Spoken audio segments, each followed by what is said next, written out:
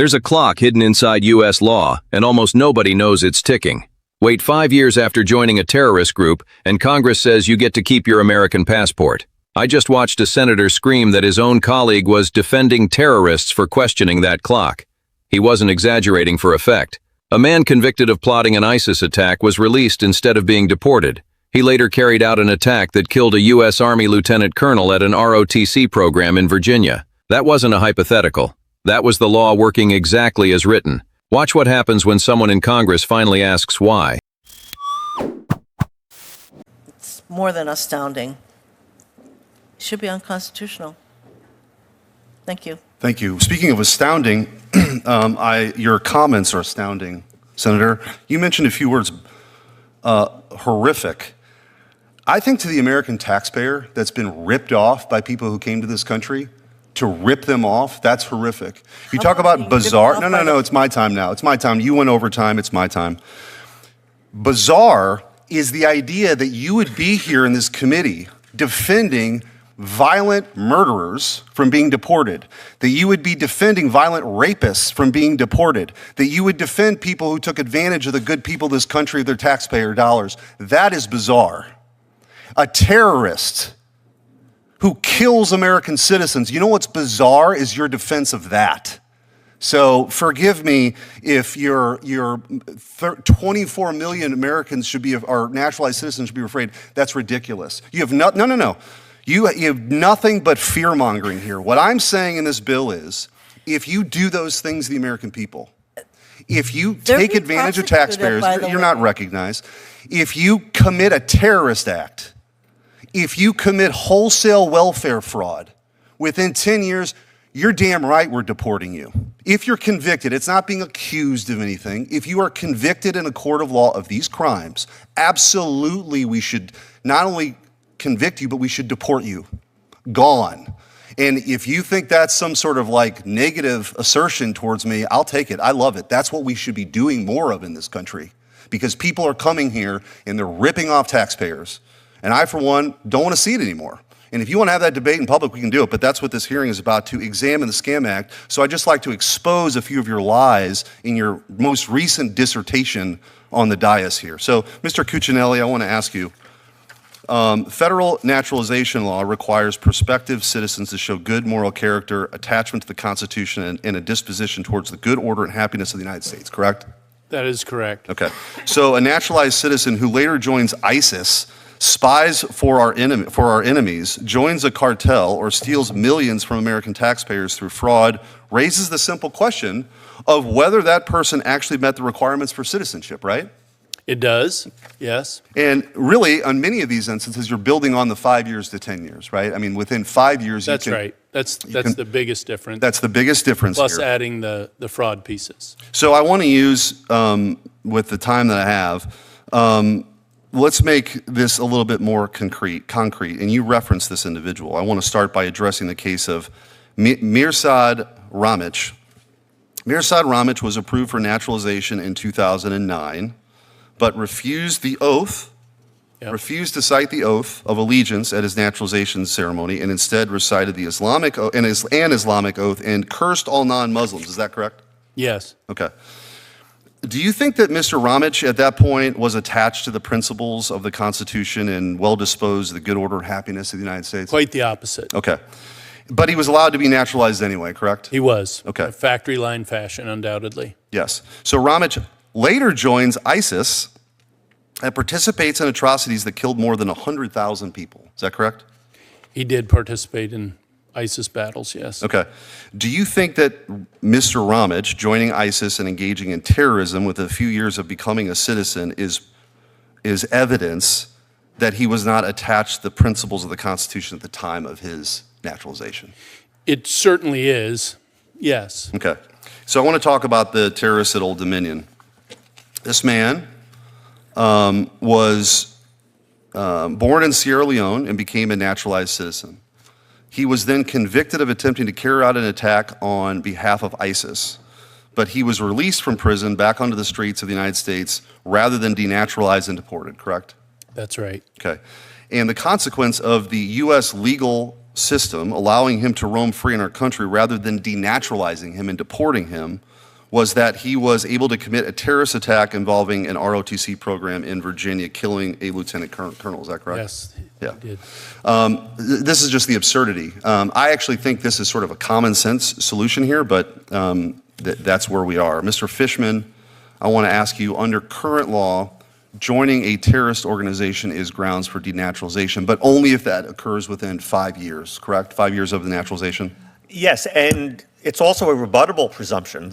The naturalized citizen is free to present evidence that no, in fact, he did support the Constitution in the trial.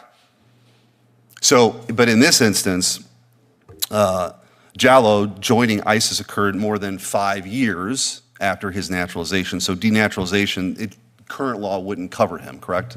Under current law. Correct. And even if he had been denaturalized, the Supreme Court has interpreted the immigration statutes to not permit that conduct as deportable offense, correct? Yes. Okay. But that was a statutory holding by the court, so Congress, and this is the point, Congress is free to change that, correct? Well, the courts indicated Congress is free to lower the government's burden of proof in these cases. The question of how long post-naturalization an act can occur and still relate back, that will be the Supreme Court telling us. Correct. And that's why I think it's important to note that the Scam Act includes a provision that abrogates that erroneous holding and would ensure that terrorists like Jallow are denaturalized and deported. I want to now recognize. Could I comment, Senator? Sure. Yeah, absolutely. Mr. Fishman noted correctly the rebuttable presumption. I think post-naturalization, anything you do will be subject to a rebuttable presumption based on the Supreme Court's history of rulings in this area. I do not think you'll ever have the constitutional authority like you do on the front end of naturalization. Congress has near plenary power to not give an individual the opportunity to rebut the presumption raised within the law, just based on the existing, long time, really, Supreme Court precedent. Yep. Senator Welch. I watched this hearing 3 times before I understood what was actually happening inside it. On the surface, it looks like a shouting match. A senator accuses his own colleague of defending terrorists and rapists, and she barely gets a word in. But that shouting is covering up 3 separate fights happening at once, and you need to see all 3 to understand what's really at stake. First, there's a fight over tone, who gets to sound tough and who gets painted as soft on crime. Second, there's a real legislative fight over how fragile citizenship becomes once you actually change the law behind it. Third, there's a quieter test running underneath both of those. Can Congress fix a genuine danger without rewriting due process for millions of people who did nothing wrong? Let's start with what citizenship actually requires, because almost nobody in that room explained it plainly. Federal law requires every naturalized citizen to show good moral character and real attachment to the Constitution before they take the oath. That promise is the whole foundation the oath rests on. If someone lied about meeting it, the government can argue later that their citizenship was never valid in the first place. That is what denaturalization actually means. It is not the same as deporting someone for a crime they committed as a citizen. It is a legal finding that citizenship itself was fraudulently obtained. Here is the part that matters most. Under current law, if a naturalized citizen joins a terrorist group within 5 years of taking the oath, prosecutors can treat that as proof they lied when they swore it. But outside that 5-year window, the presumption disappears completely. That is not a hypothetical. Even that presumption isn't automatic. The citizen gets a real chance to argue they meant the oath at the time, and something changed only later. The hearing walked through 2 real men where it mattered enormously. One refused to even recite the oath at his own ceremony, cursed non-Muslims instead, was naturalized anyway, and later joined ISIS. Another arrived from Sierra Leone and was naturalized here. He was convicted of plotting an attack for ISIS, then released instead of denaturalized, because his conduct sat outside that narrow window. He later helped carry out an attack that killed a United States Army lieutenant colonel at an ROTC program in Virginia. That is the gap this bill is trying to close by stretching the window from 5 years to 10 and adding fraud offenses to the list. Here is why closing it isn't as simple as it sounds. One witness pointed out that Congress has near total power at the front end of naturalization when deciding who becomes a citizen. But once someone is a citizen, due process applies differently, and the government's burden of proof becomes a real constraint, not paperwork. There's something else the room mostly skated past: how many years after naturalization an act can still legally relate back to the original oath. The Supreme Court has already signaled that Congress can lower that bar if it chooses to. Lower that burden and you widen the net. Widen the net and you invite mistakes.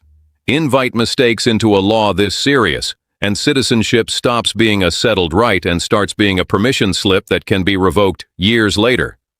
There are more than 24 million naturalized citizens living under whatever version of that standard Congress ends up writing. So ask yourself something. Do we fix one dangerous loophole, or do we quietly rewrite what citizenship means for 24 million people while nobody's watching the fine print? This is exactly why the tone of that hearing isn't a side issue, it's the whole strategy. When a senator answers a colleague's constitutional question by accusing her of loving murderers, he isn't just losing his temper, he's making it politically expensive to ask the one question due process actually requires. Nobody has to defend that tactic out loud. They just have to make you afraid of sounding weak on terrorism for wanting 15 more minutes of scrutiny. That's the oldest trick in this particular playbook, and it works because nobody wants to be the person defending a murderer on camera. Would you call it soft on terrorism to ask a senator to answer the question instead of shouting over it? I wouldn't. And I don't think you would either. 3 practical risks come with rushing a bill like this through on outrage alone.